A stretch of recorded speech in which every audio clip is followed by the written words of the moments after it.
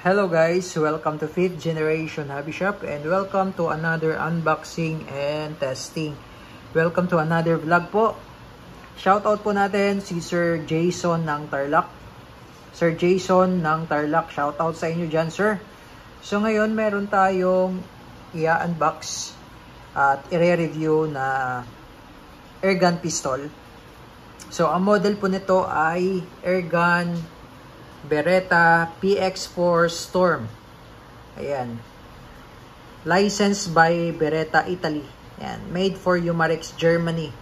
Ayan. So itong Beretta PX4 Storm po ay isang airgun pistol na dual ammo. So ibig sabihin po, ang bala po nito ay, ayan po, caliber 4.5mm or .177 BB or pellet. Yung P po ay pellet. So ito po yung kanyang bala. Ito po ay 4.5mm steel ball. O, bulitas po ito. Okay? Ito po ang magnet.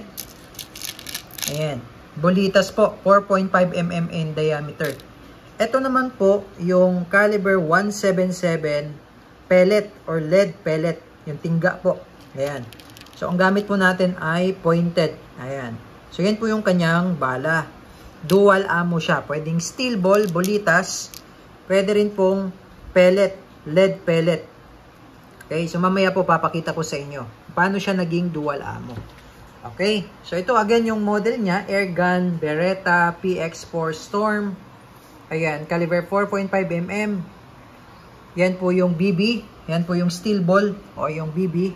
Tapos slash P or pellet. Ito po yung 177 na lead pellet na pointed po ang gamit natin. Okay? So, ayan. Made by Umarex. Made in Germany. So, ito po yung unit.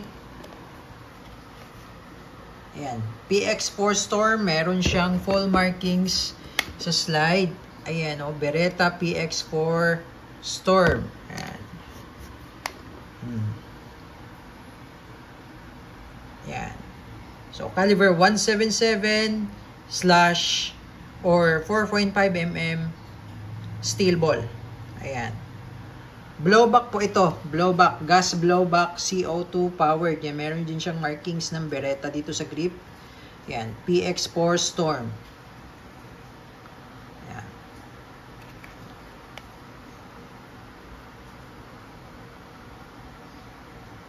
Okay. Tapos meron siyang lagayan ng flashlight. Pwede nyo pong lagyan ng flashlight or laser. Ito po ay blowback. Okay, blowback po ito. Ito yung specs niya. And PX4 Storm, airgun, CO2 powered. So, bali ang hangin niya, ayan, CO2 12G. So, ito pa rin yung hangin niya na disposable. Ito yung cartridge niya. Ito yung kanyang hangin or ito yung kanyang propellant. Ayan. So, ayan po. Steel BB or 4.5mm. Tapos, pellet na .177 metal slide. Yan. So, metal po yung kanyang slide. Metal po yan. And then, blowback. So, ibig sabihin po, may blowback siya. Itong slide, gumagalaw po yan. Tapos, ayan po, magazine capacity 2x8. So, ano ibig sabihin yan? So, papakita ko lang sa inyo yung kanyang magazine. Okay. So, kaya po siya 2x8. Ito yung kanyang magazine. Ayan. So, bali, meron siyang rotary. Baliktaran po yan. Yan, baliktaran. So, ayan. Magazine niya. Yan. Tapos, pwede mo rin siyang baliktarin.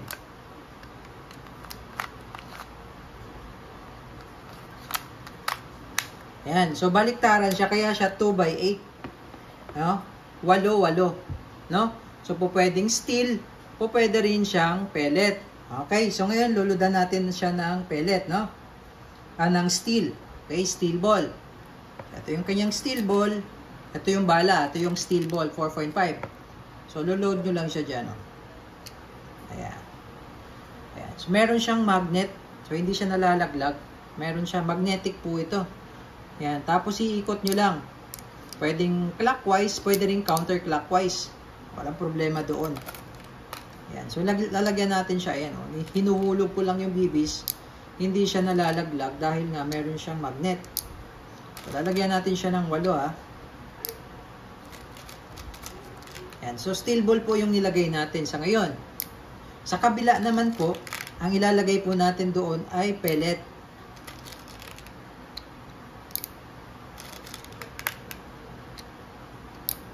Ayan, so kompleto na po yung 8. Ayan, steel ball po yung nilagay natin. So 2x8, 8, 8, so 16. Ngayon, sa kabila, dito naman po tayo maglalagay ng pellets. So ito yung lead pellets na 177. Tabi lang natin tong steel ball.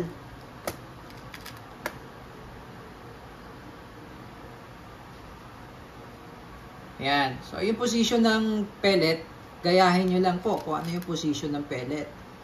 Ayan. Tapos iikot nyo lang siya. Make sure lang po na nakapasok ng maayos yung pellet. Nakalapat po na maayos, na wala po nakausli, no? So sa bibis, walang problema kasi round siya. Ayan. Kasi po pwedeng kumalang yung tingga.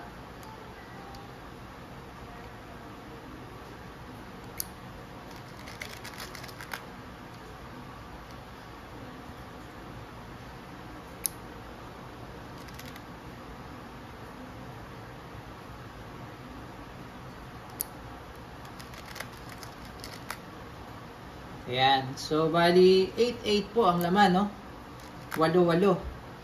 Baliktaran po yung magazine niya. Ayan. Okay. So, tapos na tayo sa load, steel ball, and then lead pellets. So, yan po yung 2x8. Okay? Ngayon, dito po yung kanyang CO2 slot. Okay. So, CO2 slot niya, makikita nyo po dito, meron siyang instruction. Ayan. Ayan. Open. So, nakatutok yung arrow, tapos power. Okay?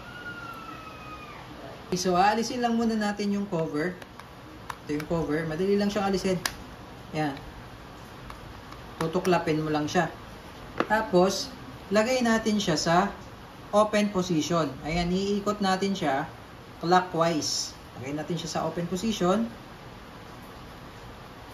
Yan. So, open position po yan. No? Ngayon, maglo-load tayo ng CO2. May free na siyang silicone oil. Tapos, patakan nyo muna ng silicone bago kayo maglagay ng CO2. Ayan. So, load natin yung CO2. Tapos, ito, hihigpitan natin yung wheel niya. Ito yung wheel. Hihigpitan po natin. No? Naka-open position po yan. No? Take note.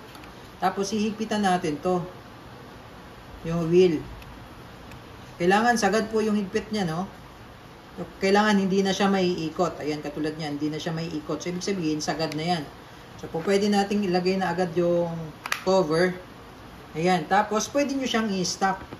Pwede nyo i-stock to. Ano ba, hindi nyo gagamitin pang home defense. Pwede nyo siyang i-stock.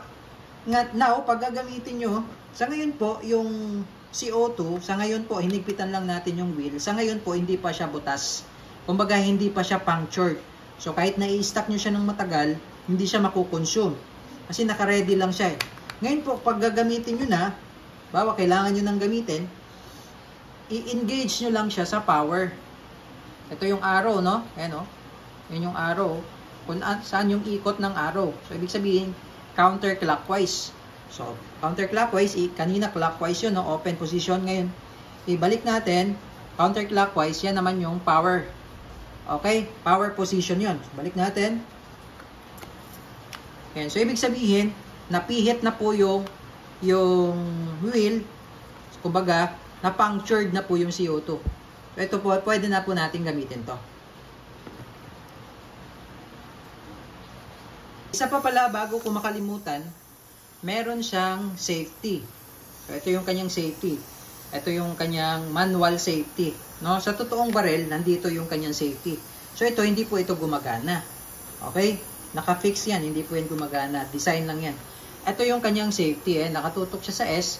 Ibig sabihin, safe siya. Ngayon, halimbawa po, no? Tagay natin sa par position. So, pagka isi-safe nyo, ito, itutulak nyo backward. Tapos, iangat nyo lang. Push nyo lang. Paangat. So, ito, ikakak natin, no? Ikakak. Ayan, nakakak yung hammer niya, no? Tapos lagay natin sa safe. Push backward lang tapos yan. Baba. So napapansin nyo nagdidikak siya. Yan, ulitin ko po ano. Ayan o.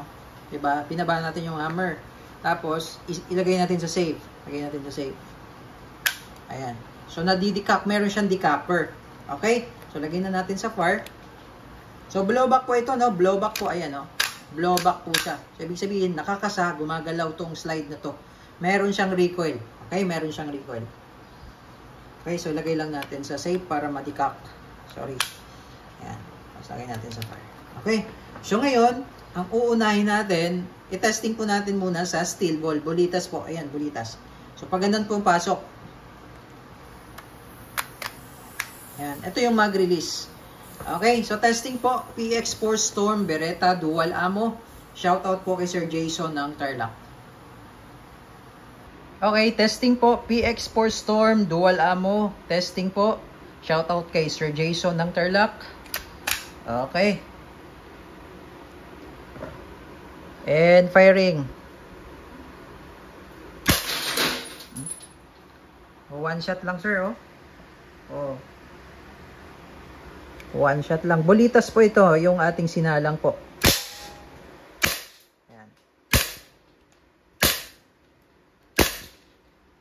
So, bulitas po yung ating sinala ngayon. Ubus na ba?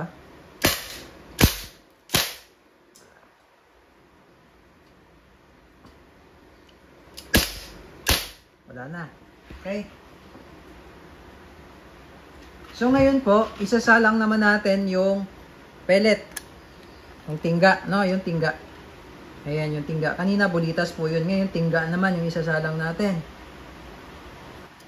Ayan yung tingga. Pasok lang. So, baliktaran lang siya. Ayan. Okay, and firing.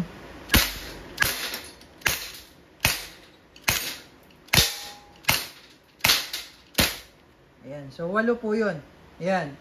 Okay. So, ganun lang po. Babaliktaran nyo lang yung magazine. Baliktaran. Tingga or bulitas. PX4 Storm Beretta.